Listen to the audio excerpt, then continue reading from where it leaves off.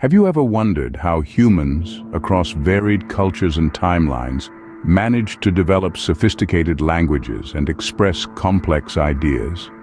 It's a question that has puzzled scholars for centuries, leading to fascinating theories about the intricate interplay between language and cognition. One such theory, proposed by Noam Chomsky, suggests that our ability to use language is innate, hardwired into our brains from birth. But as intriguing as this theory is, it leaves room for further exploration and interpretation.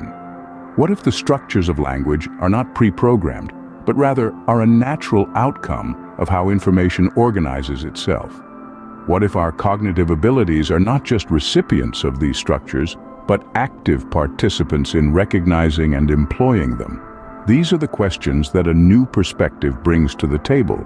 So, strap in and prepare to delve into a journey that redefines our understanding of language and cognition. Noam Chomsky, a renowned linguist, proposed that language structures are pre-programmed in our brains. This perspective, known as the Chomskyan theory of language, posits that our ability to comprehend and use language is innate. According to Chomsky, we're all born with a universal grammar hardwired into our brains, a sort of linguistic blueprint that guides us as we learn to speak and understand language. Imagine it as a pre-installed app in our cognitive smartphone. This app, as Chomsky suggests, comes with a set of default settings, a universal grammar that is common across all languages. It's what allows a child in Tokyo to learn Japanese as effortlessly as a child in New York learns English. Both are tapping into the same underlying structures, the same universal grammar to decode the languages they are exposed to. But it's not just about learning languages.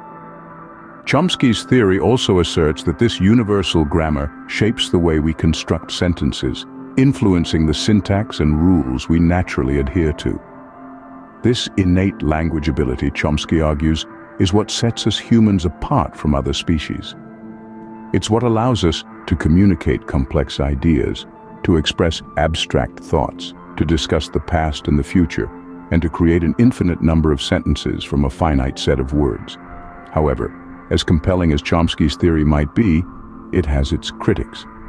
Some argue that it downplays the role of cultural and social factors in language learning and use.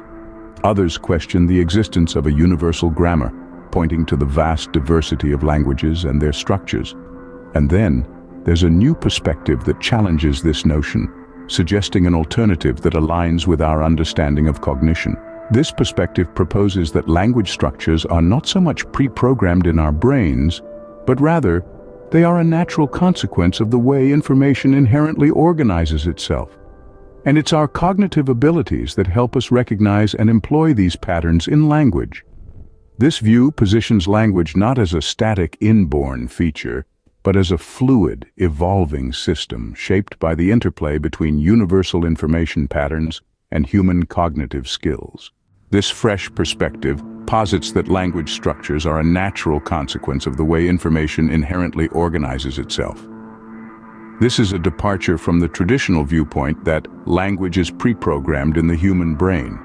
Instead, it's suggested that humans, through their cognitive abilities, are adept at recognizing and employing these patterns in language. There are three main elements to this perspective: information structure, cognitive pattern recognition, and language expression. Let's dive into these.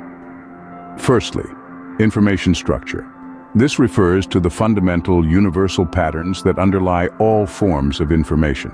These patterns are not limited to language alone, but extend to various forms of data and knowledge representation. It's like the blueprint of all information, the underlying framework that holds everything together. Next, we have cognitive pattern recognition. This is the human ability to identify, understand, and utilize these patterns. It's a broader cognitive skill that goes beyond language acquisition. Our brains are wired to recognize patterns, and this ability plays a crucial role in how we process and understand different stimuli. Finally, language expression. This is the actual process of using language to communicate. It involves applying recognized patterns to convey ideas effectively. It's the tangible, practical application of our cognitive abilities and knowledge of information structures.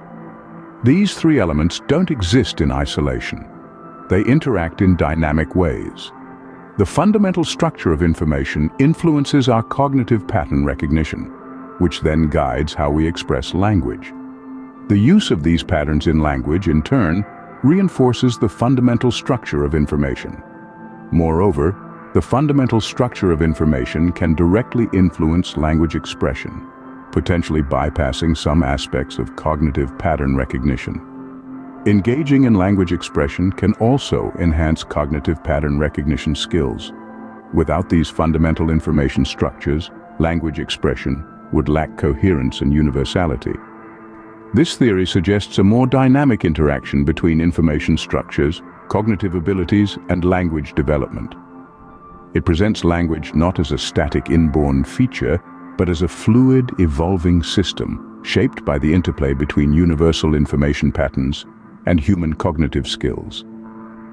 This perspective opens up exciting new avenues for understanding the nature of language and cognition. Now let's put this theory to test through 4 different models.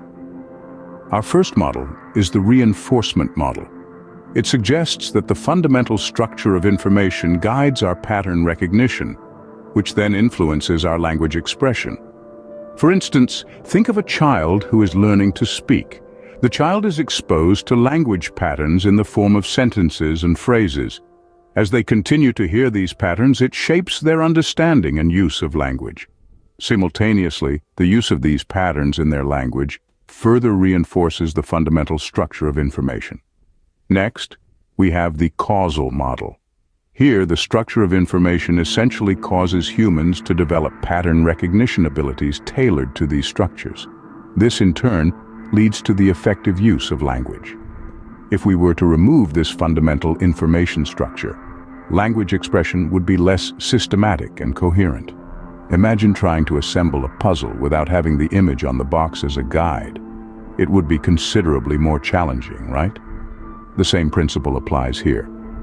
The third model, the nonlinear model, suggests an interesting possibility.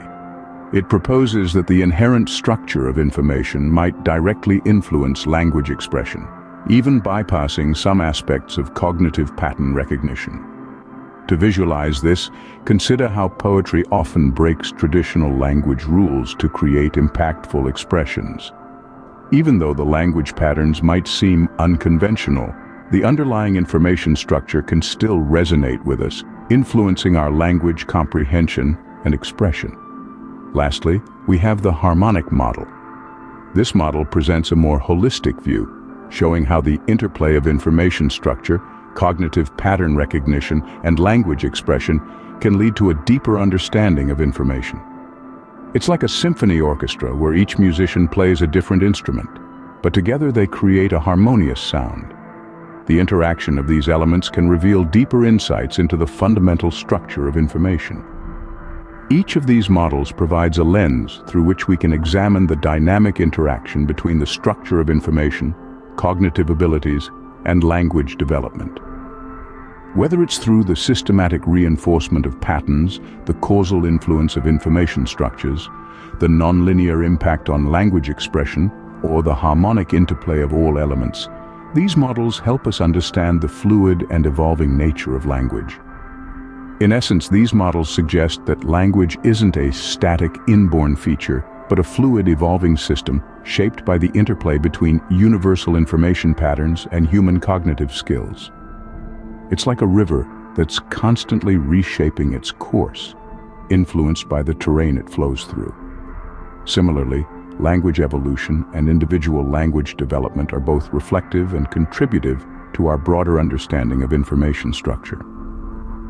These models demonstrate the fluid and evolving nature of language, shaped by the interplay between information patterns and human cognitive skills.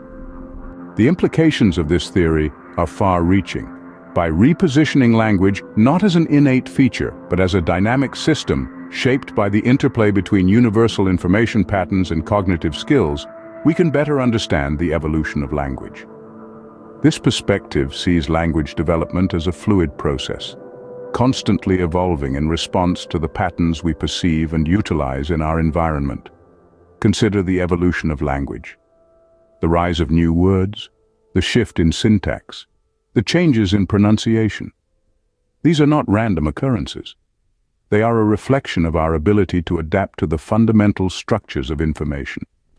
As we recognize and internalize these patterns, we shape our language to better align with them, perpetuating a cycle of adaptation and refinement. Individual language development, too, can be viewed through this lens. As a child grows and learns, they are not simply absorbing vocabulary and grammar rules. They are actively recognizing and applying patterns in the information they encounter. This active engagement facilitates their understanding and mastery of language, reflecting the dynamic interaction between cognitive pattern recognition and language expression. Now let's turn to convergent and parallel scientific discoveries. Think of instances where researchers around the world, working independently, arrive at similar conclusions or make identical discoveries. This is not mere coincidence. It suggests that there are fundamental patterns or structures in the information that guide human thought in similar directions. Science, like language, is a system of organizing and conveying information. The occurrence of these convergent discoveries provides compelling evidence that our cognitive abilities are influenced by the inherent structure of information, which in turn shapes our language and knowledge creation. This theory elegantly ties the structure of information to human cognition and language creation. It offers a comprehensive understanding of how we perceive, process, and express information, and in doing so, it opens up new avenues for exploring the intricate interplay between cognition, language, and the world around us. As we reach the end of our exploration, we see how this perspective reshapes our understanding of language and cognition. We've journeyed through a landscape of theories and models, each one illuminating a different facet of the intricate relationship between language, cognition, and the fundamental structure of information.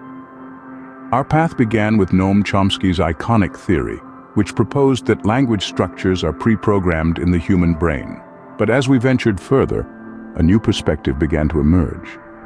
One that suggests that language structures are not so much pre-programmed, but rather a natural consequence of the way information inherently organizes itself. The human brain, with its remarkable cognitive abilities, is simply adept at recognizing and employing these patterns in language. We delved into the elements of this revised framework, starting with information structure, the universal patterns that underlie all forms of information. Then, we examined cognitive pattern recognition, the human ability to identify, understand, and utilize patterns. Finally, we explored language expression, the actual process of using language to communicate. Through various models, we saw how these elements interact in a dynamic dance. We discovered how the fundamental structure of information influences our cognitive pattern recognition, and how this recognition in turn guides our language expression. We also considered how the absence of a fundamental information structure could lead to less coherent and systematic language expression. Furthermore, we observed how the use of language, in turn, reinforces the fundamental structure of information. This suggests a harmonious feedback loop where language and cognition continually influence and shape each other. Finally, we discussed the implications of this new perspective and found compelling support in the phenomenon of convergent and parallel scientific discoveries. These instances suggest that there are indeed underlying patterns in information that guide human thought towards similar conclusions. And so, we find ourselves looking at language not as a static inborn feature, but as a fluid, evolving system shaped by the dance of cognition and information structure.